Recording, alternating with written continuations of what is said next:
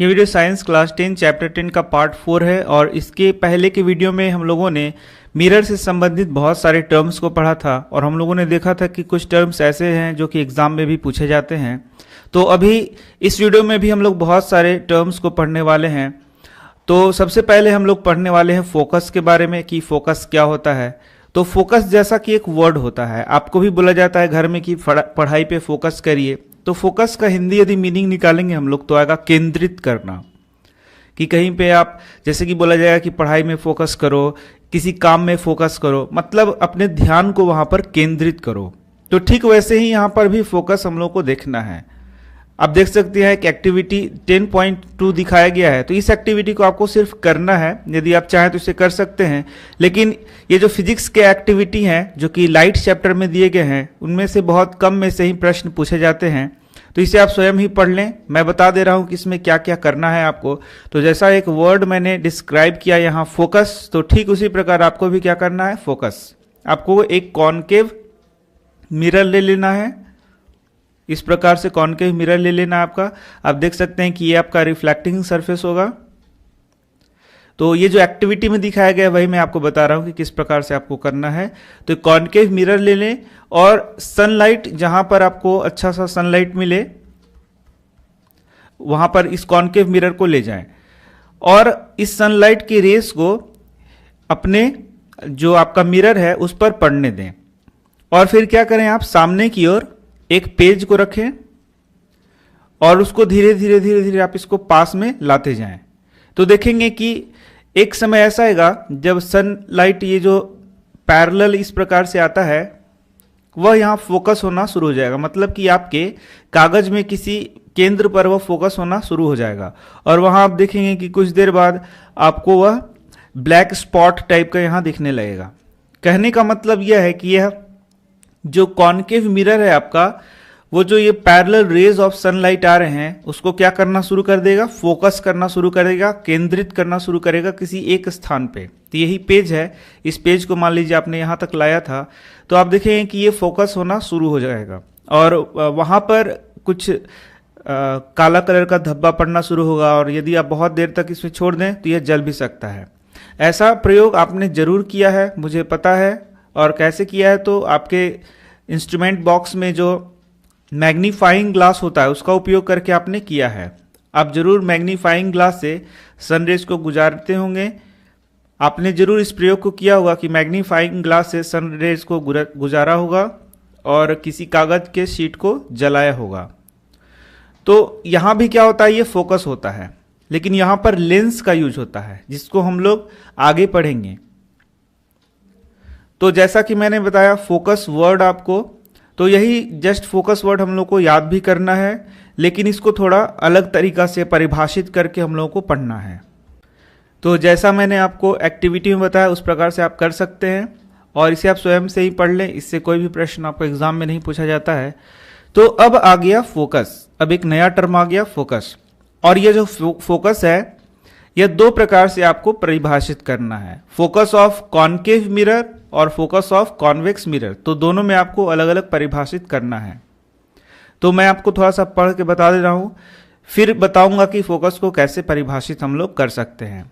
The paper at first begin to burn producing smoke, eventually it may even catch fire. तो ये मैंने आपको बता दिया कि आपने जो पेपर लिया है वहां पर सूर्य का प्रकाश या सन रेज, सनलाइट फोकस हो जाएगा, केंद्रित हो जाएगा और हो सकता है वहां पर आग भी लग जाए।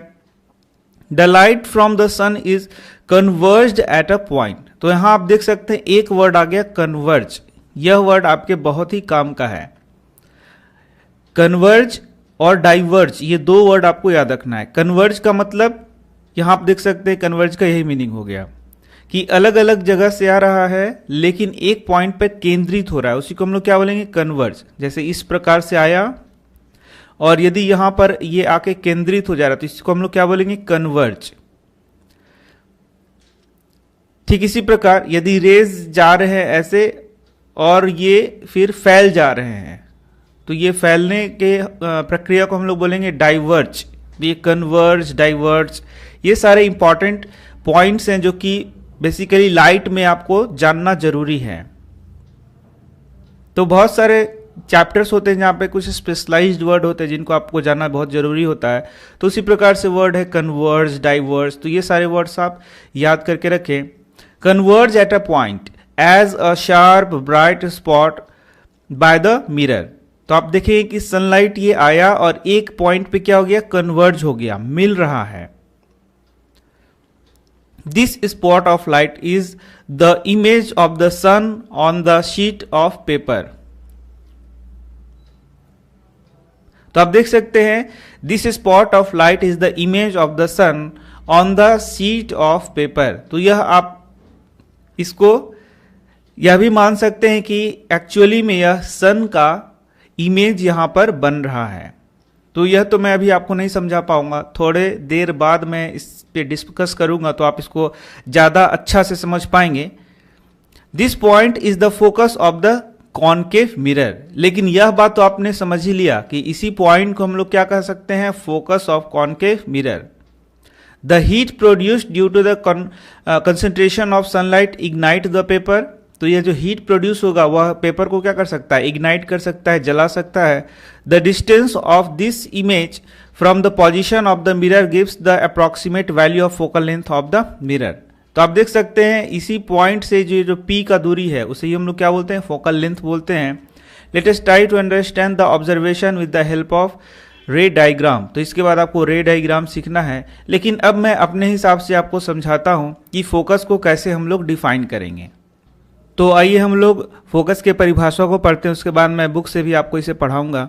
तो आप देख सकते हैं यह है कॉनकेव मिरर और यह है इसका रिफ्लेक्टिंग सरफेस।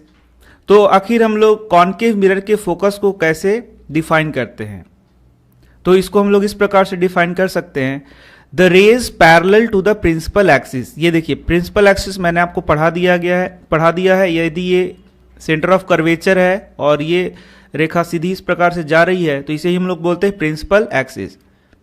तो rays parallel to the principal axis, यदि इस प्रिंसिपल एक्सिस के पैरेलल आप रेज को पास कराएं तो आफ्टर गेटिंग रिफ्लेक्टेड, देख सकते हैं आप यहां पर रिफ्लेक्शन के बाद मीट्स एट अ पॉइंट, ये क्या करता है, किसी पॉइंट पे मिलता है और इसी को हम लोग कहते हैं focus of the concave mirror. इसी को हम लोग क्या बोलते हैं, फोकस ऑफ कॉनकेव मिरर।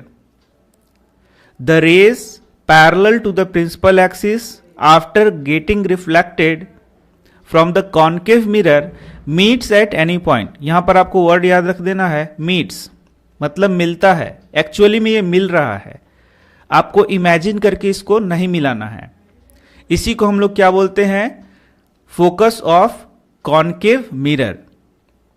अब आप देख सकते हैं यहां पर फोकस और पोल के बीच की दूरी को ही हम लोग क्या बोलते हैं, फोकल लेंथ। ये मैं बार बार आपको बता रहा हूं।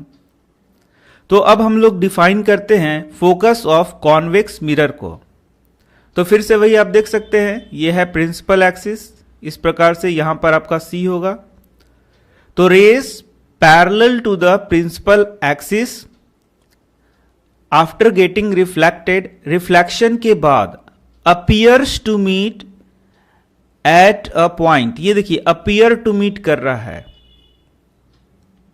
और it looks that it is coming from a point, और या फिर ऐसा लगता है कि यह किसी एक पॉइंट से आता हुआ नजर आ रहा है, जैसे कि यहां से लग रहा है कि यह निकल रहा है। इसे ही हम लोग क्या बोलते हैं, फोकस। तो आपने देख लिया, the rays parallel to the principal axis after getting reflected from convex mirror appears to meet at any point. ये अपीयर टू मीट है, यहां पर लग रहा है कि किसी पॉइंट पर मिल रहा है, तो इसे ही हम लोग क्या बोलते हैं, फोकस। तो आप देखें कि यह जो फोकस है वह इमेजिनरी है।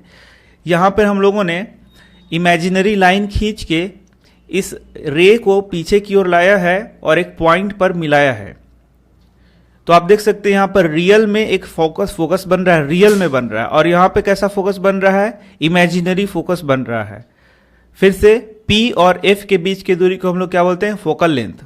तो यहां देख सकते हैं आप, इसको कैपिटल F से दिखाते हैं और इसको लोअर केस में दिखाते हैं हम लोग। तो आप देख सकते हैं आपके बुक में भी कॉनकेव मिरर दिया है, उसका फोकस दिखाया गया है, यहां पर मिल रहा है। और ये देखिए कॉन्वेक्स मिरर दिखाया गया है, इसका फोकस देख सकते हैं आप यहां पर है। ऑब्जर्व फिगर 10.2, तो यही है 10.2 को आपको ऑब्जर्व करना है। Closely a number of rays parallel to the principal axis are following on the concave mirror. तो ये पैरेलल पढ़ रहे हैं, आप देख सकते हैं प्रिंसिपल एक्सिस के पैरेलल यहाँ पे मिरर पर पढ़ रहे हैं, आप देख सकते हैं। ऑब्जर्व द रिफ्लेक्टेड रे, तो आप देख सकते हैं कि ये जो रिफ्लेक्टेड रे हैं एक पॉइंट पर फोकस कर रहे हैं, और यहां जो रिफ्लेक्टेड रे हैं ये दूर भाग रहे हैं, लेकिन यदि इसको पीछे की ओर खींचा जाए तो लगेगा कि किसी पॉइंट से ये निकल रहे हैं। They are all meeting intersecting at a point on a principal axis of the mirror. They all are meeting, वो एक ही पॉइंट पर मिल रहे हैं, आप देख सकते हैं किसी पॉइंट पर, प्रिंसिपल एक्सिस के किसी पॉइंट पर। This point is called principal focus of the concave mirror. तो इसी को हम लोग क्या बोलते हैं, प्रिंसिपल फोकस या फिर फोकस ऑफ कॉन्केव मिरर। तो जैसे मैंने बताया आपको, फोकस ऑफ कॉन्केव मिरर आपको अलग से याद करना है और फोकस ऑफ कॉन्वेक्स मिरर आपको अलग से याद करना है। तो आप यदि हेल्प बुक का सहारा लें तो उससे भी बहुत अच्छा डिफिनेशन आपको मिल जाएगा। यहीं से आपको पहला प्रश्न आएगा, फोकस ऑफ कॉन्केव मिरर क्या होता है, फोकस ऑफ कॉन्वेक्स मिरर क्या होता है, इसको डिफाइन करिए। तो यहां से आपका इंपॉर्टेंट प्रश्न आ सकता है। Similarly observe 10.2b, how are the rays parallel to the principal axis reflected by convex mirror. The reflected rays appear to come from a point on the principal axis। तो ये लग रहा है कि किसी पॉइंट से आता हुआ नजर आ रहा है प्रिंसिपल एक्सिस के, और यही क्या हो गया, हमारा फोकस हो गया किस चीज का, कॉन्वेक्स मिरर का focus. This point is called the principal focus of the convex mirror. The principal focus is represented by the letter F, capital letter. The distance between the pole and the principal focus of a spherical mirror is called the focal length. It is represented by small f। तो आप देख सकते हैं यहाँ पर focal length का भी परिभाषा दिया गया है, तो यहां से भी आप प्रश्न लिख लीजिए, व्हाट इज फोकल लेंथ। तो इस प्रकार से आप इनको परिभाषित कर सकते हैं, बहुत आसान है। यहाँ पर आप देख सकते हैं कुछ और भी टर्म्स को दिया गया है, जैसे कि ये कर्व्ड सरफेस है, तो ये मैंने पहले ही बता दिया है कि ये जो कर्व्ड सरफेस में मान लीजिए m है और ये n है, तो इनके बीच का जो डिस्टेंस है जहां पर से रिफ्लेक्शन हो रहा है उसे ही हम लोग क्या बोलते हैं, अपर्चर बोलते हैं। आप देख सकते हैं यहाँ पर diameter of the reflecting surface of spherical mirror is called its aperture. तो यहां से भी आपका एक प्रश्न आ सकता है कि अपर्चर क्या होता है। We shall consider in our discussion only such spherical mirrors whose aperture is much smaller than its radius of curvature. तो हम लोग जो अपर्चर को यहाँ पर डिस्कस करने वाले हैं वह रेडियस ऑफ कर्वेचर से छोटा होगा। Is there a relationship between the radius of curvature and focal length. तो आप देख सकते हैं यहां पर मैं बता देता हूं रेडियस ऑफ कर्वेचर और फोकल लेंथ के बीच में। तो आप देख सकते हैं ये है सेंटर ऑफ कर्वेचर, और यहां पर क्या है आपका रेडियस ऑफ कर्वेचर, और ये है आपका f। तो आपको याद करके रखना है कि ये जो फोकस होता है, तो फोकस और p के बीच की दूरी को हम लोग फोकल लेंथ कहते हैं, और यह जो फोकल लेंथ है वो रेडियस ऑफ कर्वेचर के क्या होता है, हाफ होता है। इसका मतलब फोकल लेंथ बराबर r/2। इस प्रकार से इसको याद रखना है। जब कहीं मान लीजिए फोकल लेंथ 20 सेंटीमीटर देगा तो आपको क्या कर देना है, यदि r निकालना है तो ये r क्या हो गया 40 सेंटीमीटर, या कभी आपको r दिया गया है 50 सेंटीमीटर और फोकल लेंथ निकालना है तो 50 बाय क्या हो गया 2, तो ये हो गया 25 सेंटीमीटर। इस प्रकार से जब आप न्यूमेरिकल सॉल्व करेंगे तो इसका यूज पड़ता है। तो r बराबर क्या हो गया 2f। This implies that the principal focus of a spherical mirror lies midway between the pole and the center of curvature। तो आप देख सकते हैं कि ये जो f है फोकस है, सेंटर ऑफ कर्वेचर और p के क्या होता है बीच में होता है। तो ये था बहुत सारे टर्म्स जो कि हम लोगों को याद करके रखना है। और इसके बाद आप लोग पढ़ेंगे image formation by spherical mirror, जो कि मोस्ट इंपॉर्टेंट टॉपिक है। यदि आप इसको ध्यान से समझ लेते हैं तो कोई भी न्यूमेरिकल आपसे नहीं छूटेगा। तो मिलते हैं नेक्स्ट वीडियो में, धन्यवाद।